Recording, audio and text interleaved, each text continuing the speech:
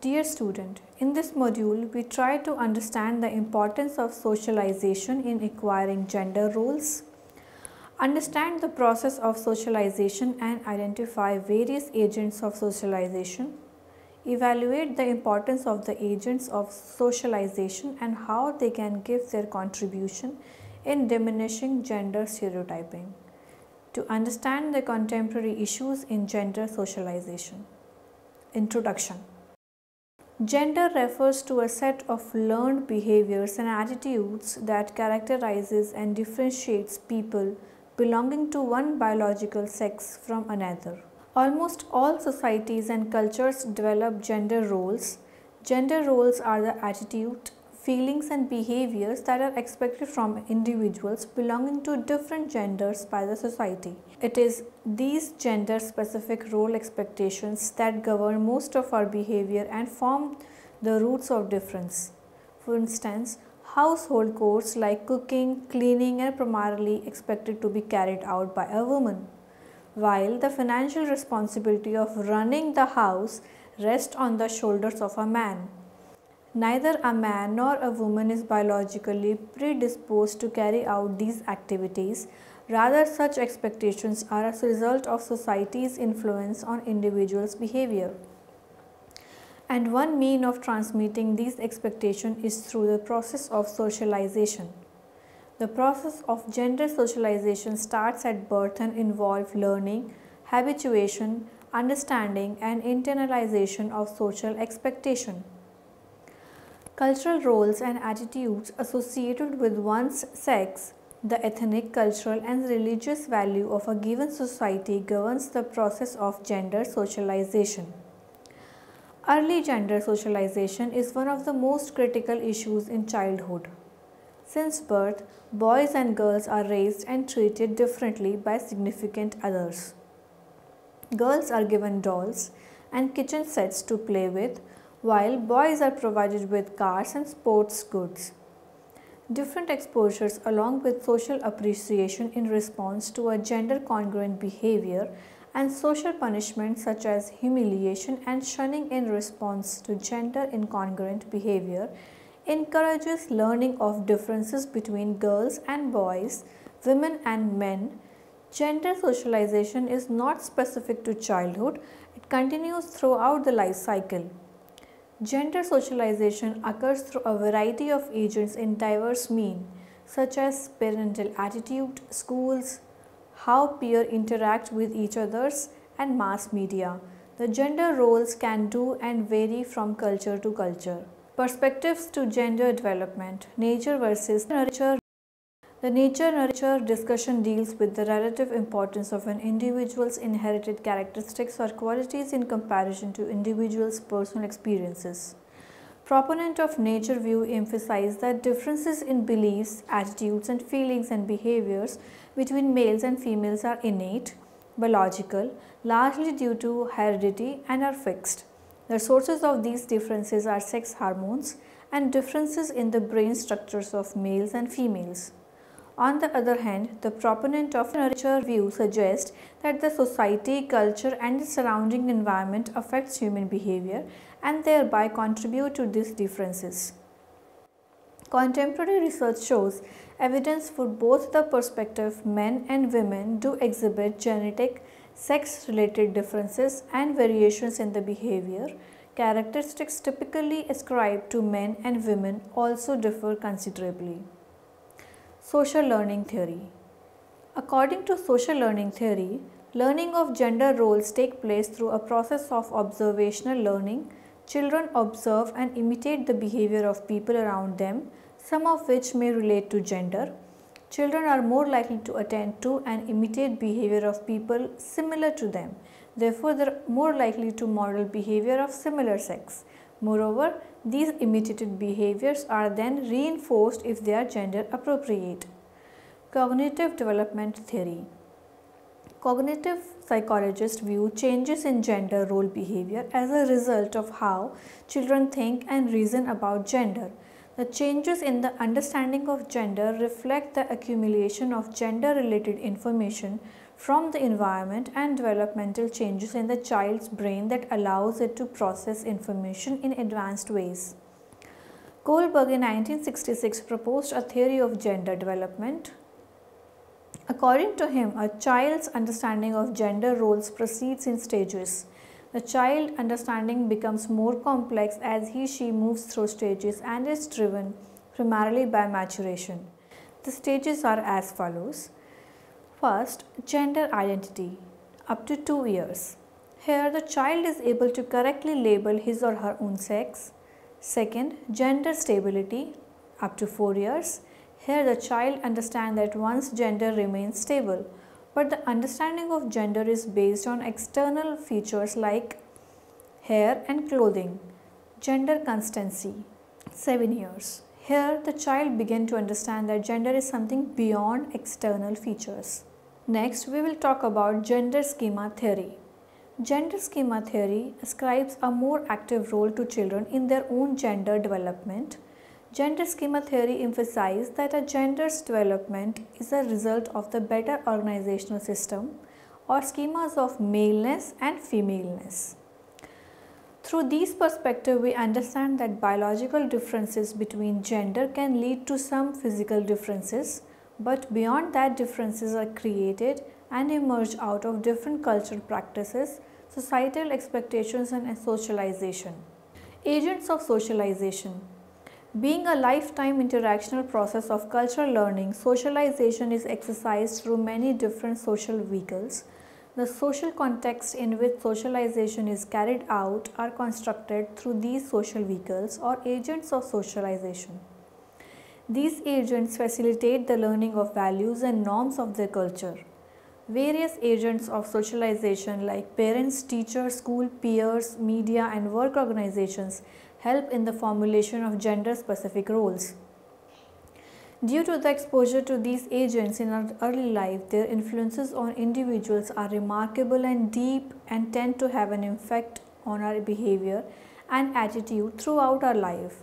The impact of these socialization agents would depend upon the different situation and social context. Family. Family provide the first emotional tie that a child develops and tends to have the greatest impact on the socialization process. It is through the family that children learn language norms and value of a culture. A child's earliest exposure to what it means to be a male or female comes from parents. Parents tend to differ in the way their sons and daughters. There could be through gender-specific dressing, exposure to gender differentiated toys, and expectations regarding behavior. Parents are able to shape their child's gender identity and roles in various ways. First, by acting as a role model to their children, children learn through observation and imitate the behavior they observe. As children usually want to be like the same sex parent, they follow them minutely. Second, by setting expectations. Research indicates that parents develop different expectations of sons and daughters as early as 24 hours after birth. Third, by providing opportunities. Research suggests that parents tend to encourage their sons and daughters to participate in sex-typed activities. Girls are encouraged to play with dolls, housekeeping activities, while boys are playing with trucks and engaging in sports activities. Also, boys are more likely than girls to have maintenance chores around the house such as painting and mowing the lawn, while girls are likely to have domestic chores such as cooking and doing the laundry. Next is by offering approval or disapproval of the child's action and behavior. Parents tend to reward behavior that are gender congruent while punishing gender incongruent behaviors. Next is by communication. Parents often provide subtle messages regarding gender and what is acceptable for each gender. These messages are then internalized by a developing child and contribute to identification with gender roles. Parents, while interacting with their children, often express their own values, ideas, attitudes, behaviors, and beliefs and exert influence on how their children view the roles of males and females. Though the above way families are able to facilitate the process of gender identification and gender role stereotyping, it can also have posed problems.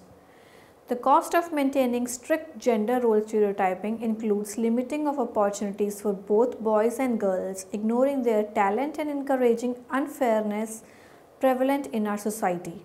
Parents with more egalitarian attitude toward gender role are more likely to foster this attitude in their children. Their children know more about non-sex typed object and occupation than other children. Also, children with working mothers are less traditional towards sex role orientation as children whose mothers do not work outside. Studies suggest that androgynous parents are likely to have highest score on parental warmth and support. These parents are very encouraging towards achievement and foster a sense of self-worth in sons and daughters. As parents as agents of socialization have a great influence on gender role socialization, parents should try to be gender fair and should encourage the best in both their sons and their daughters and facilitate the adoption of androgynous gender role orientation. Next, we will talk about peers. As a child grows and interacts with others in his school and neighborhood, he/she forms a circle of relation and friendship with other increases. These peer groups, relations and friendships have an important influence during the growing years of life. The beliefs and the expectations held by the peer are greatly valued and they form a set of guidelines for social acceptance of the child beside parents and homes. These interactions with peers further add on to what they acquire about gender roles from homes and parents. Children spend a good amount of time with their peers, allowing them to have an effect on their notions of gender roles as they now have the opportunity to socialize with similar others by adopting new pattern of behavior through encouraging or discouraging particular behaviors, by modeling or by creating norms that guide children's behavior. The more time children spend with peers, the more similar they become to one another in interest, behaviors and intersectional styles. The effect of peer interaction on gender stereotyping can be either direct or indirect. Direct means might include direct communication by the peer. For instance, one child may tell his/her peer that girls play with dolls, or perhaps boys should not cry. Indirect influence of gender roles might include observing others act according to specific gender roles and be awarded or accepted by their peers for doing so. According to Martin and Phipps, in 2001, children show social dosage effect that suggests that an increase in gender-typed play behavior can result from playing the same gender peers from fall to spring. Most children show a shift from playing with gender-neutral toys to gender-specific toys. Peers tend to become their role models and are used as a source to infer and enforce gender-normative behavior by approving or disapproving cross-gender typed behavior. As a result, children demonstrate behavior that are acceptable by their peers. Therefore, we can see that same-sex peers act as a vehicle of socialization to transmit and enforce gendered norms, causing same gender peer affiliation and thus predict gender typed play. Now we will talk about media. As the popularity and influence of media increases in today's world, its impact on children increases. Media's ability to quickly broadcast information and to reach vast audience has made its influence on shaping gender role indispensable. Children are frequently exposed to gender-linked model behavior through advertisements, television, storybooks, video games, and even newspaper. Various forms of media that lead to the development of gender stereotype include advertising, television, and other screen media, newspaper, magazine, social media, music videos. In everything from advertising, television programming, newspaper, magazine to comics books to popular music, films, daily soaps, serials and video games, women and girls are more likely to be shown. In the home, performing domestic chores such as laundry or cooking, they have become objects who are involved in serving men or the victims of atrocities like beating, harassment, sexual assault and murder. On the other hand, Men and boys are also stereotyped by the media. They are often associated with independence, competition, emotional detachment, aggression, and violence. This exposure to media affects the way children and elders view themselves and others related to gender. These sources portray male as directive, adventurous, and pursuing engaging occupation and recreational activities. On the other hand, women are portrayed as acting in dependent, unambiguous, and emotional ways. Television characters portray male and female characters as differing in agenting capabilities. Men are shown as exercising control over events, whereas women are shown to be at the mercy of others. Even in the television commercial, home products are advertised by women and are often showed as consumers, while men are shown as authoritative salesmen for the advertised products. Gender stereotype also extends to the portrayal of the occupational roles in the television world. Men are shown pursuing careers often of high status, where women are largely confined to domestic roles or employed in low status jobs. Children books also perpetuate gender bias, gender stereotype, personality traits, and activities through the use of language, cartoons, and pictures. Several studies indicate that the use of masculine generic is not gender neutral in its impact on children's thinking. Also, in many children books, females are shown as passive, whereas boys are shown as smart, fun, loving, enjoying, and adventurous. This duly contributes to viewing female as less competitive and males as creative and involved in fun. It also reinforces the gender-specific roles, and readers come to understand that girls can't have as many adventures as boys, and that girls need to rely on outside forces to rescue them from their problems, while boys solve problems through their own cleverness and creativity. Which in 1997 analyzed 16 books from 6 publishers and found that male characters outnumbered female characters in all 16 books. The number of male illustrations were also greater.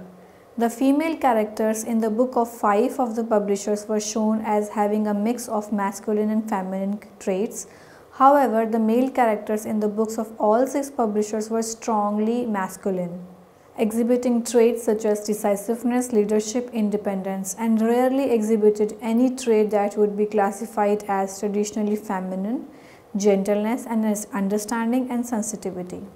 School provides a platform from where a child can get an opportunity to develop a lot of academic and non-academic skills. It opens the door to a new social world. School provides a child with the information required to understand themselves and others.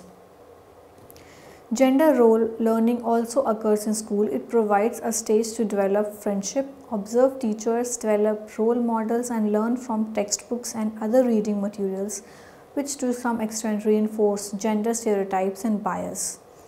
Just like family and peers, teachers also foster gender stereotype through their social sanction and gender differentiation.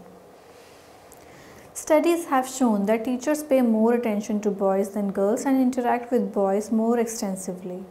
From nursery to early elementary school, boys tend to receive more appreciation as well as criticism from teachers than girls. Moreover, the nature of appreciation and criticism also differ. Boys are more likely to be praised for academic success and criticized for misbehavior, whereas girls tend to be praised for tidiness and compliance and criticized for academic failure. This pattern of praise and criticism conveys to boys that they are smart and not well behaved, conveys to girls that though they are not smart, they will receive rewards for being good. Throne in 1993 carried out an analysis of 81 studies done by Kelly 1988 and found that boys tend to receive 56% of classroom interaction while girls received 44%. This study also found that girls frequently raise their hands but the teachers call on boys more often. Many times, school setting and physical layout also support gender role and differentiation. For instance, each and everything in classroom grounds and are being divided for girls and boys. In school, boys and girls are categorized for different works, activities, spaces in the classroom and labeling particular pattern of behavior. The expectations made from the boys and girls related to academic and non-academic activities are also different. Other research indicates that gender differences in school achievement are better explained by expectations which are placed upon children from parents and teachers. Though there is no gender differences in intelligence, there are differences in the course boys and girls select and how they judge their capabilities in these varied academic domains. Females enroll in significantly fewer higher level mathematicians, science and computer courses, have less interest in these subjects and view them as less useful to their lives than do their male counterparts. Gender biases also creep into career guidance functions. School counselors encourage and support interest of boys in scientific field, but many scale down girls' aspiration and steer them away from scientific and technical fields of study into vocational paths below their level of ability. The evidence from these researchers suggests that girls are exposed to a school curriculum of inferiority which has major impact on their attitude, feeling and behavior. Issues with gender socialization. The evidence from researches and observation of our society shows that girls are continuously socialized to be passive, soft, nurturing and accommodating. Dissent from these cultural expectations and norms invites punishment for girls who violate these rules. The punishment can be seen in the form of ridicule, shunning, sexual harassment, assault and physical violence. As a result, girls have internalized the lesson enforced by the cultural message transmitted through parents, peers and families that they learn the price of speaking out, independence and autonomy. Moreover, socialization of men involves constant reminder of the need to be tough, not to cry, not to be expressive and emotional. The concept of attributing agentic characteristics like the ability to exercise control to males specific contributes to many social evils like domestic violence. Differentiated gender roles have established intimate relationship that reduces women's role to a subservient and uplift men as a power holder and decision makers, which ultimately is detrimental to the health and survival of women. These gender roles are so deeply ingrained that women are not even conscious of their influence on behavior. However, there are men who have hold egalitarian attitude and have chosen non-violence and are actively participating in equal relationship with women and working to challenges male privilege. One such activity include He for She, organized by young women, create a role for men in challenging violence and sexism should be encouraged. The issue of gender socialization is not limited to socialization of women and men but socialization of transgenders as well. Socialization of transgenders. Transgender is a term used for someone whose gender identity differs from their gender given to them on birth. Transgender may identify with either males or females, or they might feel that neither label fits them. They express their preferred gender through transition or shift from the gender they were ascribed at birth. These changes might include changing their names, pronouns, or style of dressing. Some of them even choose a medical transition with the help of medical specialists who will prescribe hormones or surgeries. The concept of gender in a society is trapped inside gender boxes. That is stereotype of how girls and boys should behave. Transgenders have to deal with these gender boxes and feel like they don't fit at all into the male or the female box.